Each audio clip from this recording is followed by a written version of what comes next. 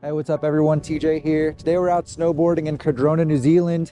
And in this video, I want to talk about 5 things to keep in mind as you're learning tricks, specifically rail tricks, but this is going to apply to some jumps as well. And these are all things that are going to happen naturally as you're progressing and learning new things, but good to keep in mind and work through to make your tricks look proper and make sure you have them fully dialed in. Let's talk about it. All right, the first thing I want to bring up in this video is what we call a zeach or zeaching. And that's basically when you're trying to do a board slide or any trick where you're sideways on a rail and you're not perfectly 90 degrees. Whenever you're doing those kinds of tricks, you want to be locked up bolts perfectly sideways. A zeach is when you're off angle, like 45 degrees. And not only is that going to make it more likely that you're going to catch your edge, but it just shows less intention with your movement and it would be considered bad style. So try to get those board slides locked up 90 when you're going sideways on a rail.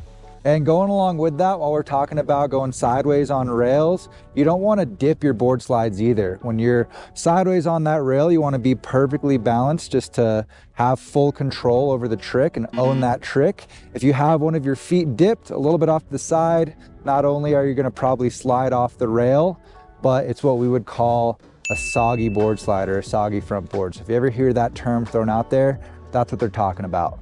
Don't be dipping your board slides. Another one I have to bring up for rail tricks is going to be for any kind of a pressed trick, so like a tail press or a nose press, and that is do not let your board tap the rail. If you're doing a nose press, you want to land in the nose press from the moment your board touches the rail and do not let that tail tap. I know it sounds kind of silly, but this is actually something that I guarantee is going to bother you as you start progressing and you spend a lot more time in the park when you're trying to get clips with your friends. That's going to be the top thing that you're going to be looking out for when you're doing a tail press or a nose press. And people will call you out for this. So that's something to try to pay attention to right from the get-go. I would go as far as to say, if you tap, it doesn't count. So make sure to keep that press held the whole time. And kind of in that same vein, this one's going to apply to both rails and jumps as well. You don't want to revert out of your trick. So if you do like a back blunt to fakie or a front blunt 270, or you're spinning on a jump, any situation where you have a rotation going, you want to lock that edge in and ride away in the stance you intended to land in. If you land and then revert to your regular stance or your switch stance immediately, again, just shows that you don't have control over the trick. It's going to be bad style. People are going to call you out for it. Try to really lock that edge in and own the trick that you're trying.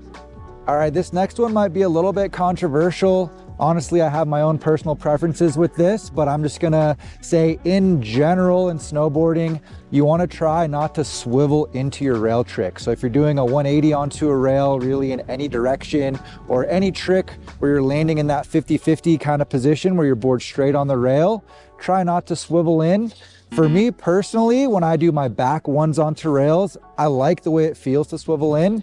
And I've seen some riders do it where it actually has pretty good style in my opinion, but overall in the snowboarding community, I would say the consensus is don't swivel into rail tricks.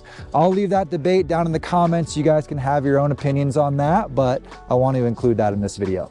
And one last thing is a quick bonus for when you're out there filming with your friends. Try not to cut the clip too early. It's best to film the whole landing, even if they don't land it super proper. And if you're the one editing the video, don't cut the clip short, like right after they land. You want to show the landing just to make sure that they actually landed the trick. It's something you see quite often and everyone knows, you know, you want to see the ride out. So anyways, hope y'all enjoyed this video and that it helps you get those tricks looking proper out there. Drop a like if you got some value. Subscribe to the channel if you're new here. I appreciate all you guys. Thank you so much for watching these videos. I'll see you in a new one next time.